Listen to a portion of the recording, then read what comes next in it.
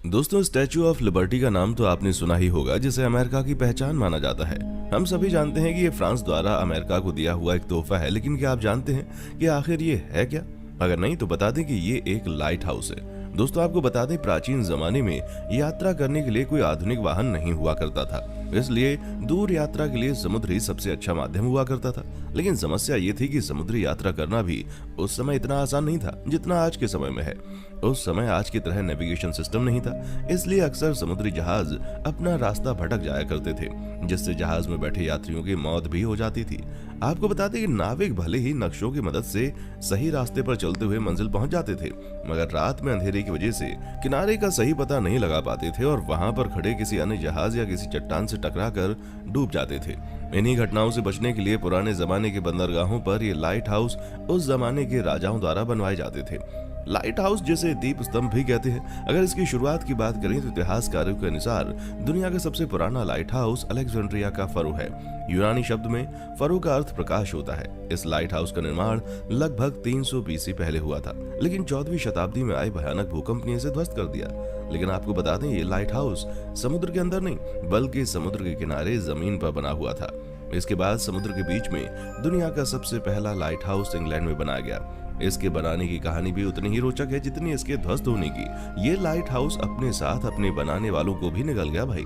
तो आइए दोस्तों, चलते हैं समुद्र में बने दुनिया के सबसे पहले लाइट हाउस एडीस्टोन के रोमांचक सफर पर। बने रहिएगा आखिर तक इस मजेदार वीडियो में। दोस्तों, अंग्रेजी चैनल जो इंग्लैंड और फ्रांस के बीच अटलांटिक महासागर है, इन्हीं चैनलों पर बड़ी बड़ी पहाड़ी और चट्टानें भी मौजूद हैं और यहीं पर एडिसन रॉक के नाम से जाना जाने वाला एक पर्वत भी मौजूद है। ये प्लायमाउथ हार्बर से लगभग 14 मील दूर है। दोस्तों, आपको बता दें कि इस जगह पर इतने भारी भरकम तूफान आया करते थे कि पहाड़ की चोटी भी अक्सर पानी में डूब जाया करती थी। ऐसे में यहाँ से अगर कोई जहाज गुजरता और ज्वार की स्थिति पैदा होती तो उस जहाज के बचने की संभावना लगभग ना के बराबर होती थी। और ये रास्ता ऐसा था कि यहाँ से गुजरकर मंजिल पर जल्दी पहुंचा जा सकता था, इसलिए यहाँ से नाविक अक्सर गुजरा भी करते थे। हालांकि वे जानते थे कि यहाँ पर जहाजों के डूबने की कई घटनाएं भी हुई हैं। ऐसे में ये पहाड़ वहां से गुजरने वाले सभी जहाज व्यापारियों के लिए खौफ का कारण बन गए थे। लेकिन फिर जहाजियों को इस डर से मुक्ति दिलाने का काम किया था हेनरी विंस्टल नाम के एक नाविक ने। दरअसल हेनरी विंस्टल ने समुद्र के बीचों बीच पहाड़ी पर एक लाइट हाउस बनाने की योजना बनाई थी, ताकि ये लाइट हाउस यहाँ से गुजरने वाले नाविकों को सही रास्ता दिखा सके। दोस्तों, हेनरी एक नक्काश, जहाज का मालिक, व्यापारी और पानी से जुड़े कामों का मैकेनिक भी था।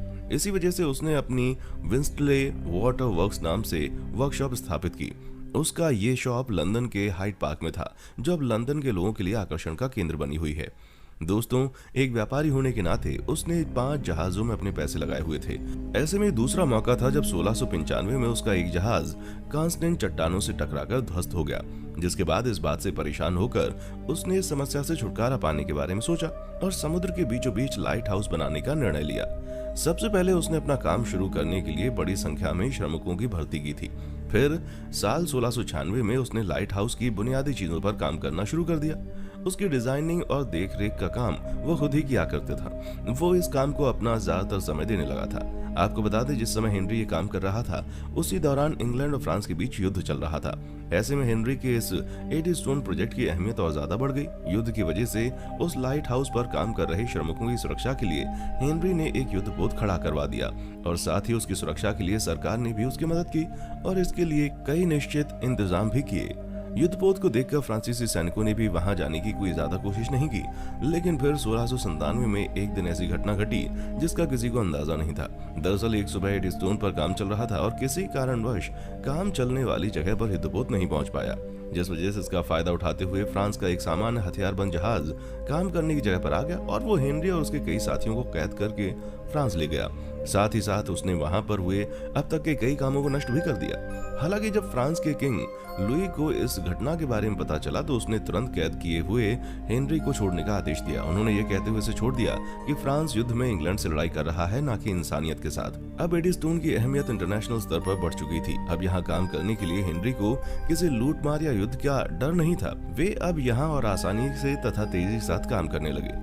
आखिरकार समुद्र के बीचों बीच लाइट हाउस 3 साल तक की कड़ी मेहनत के बाद बनकर तैयार हो गया। 14 नवंबर 1698 को एडीस्टोन लाइट हाउस का निर्माण कार्य पूरा हो गया, जिसकी ऊंचाई तकरीबन 120 फीट थी। इसमें सबसे पहले साल 1698 में प्रकाश किया गया, जिसमें 24 मोमबत्तियां जलाकर प्रकाश किया गया था।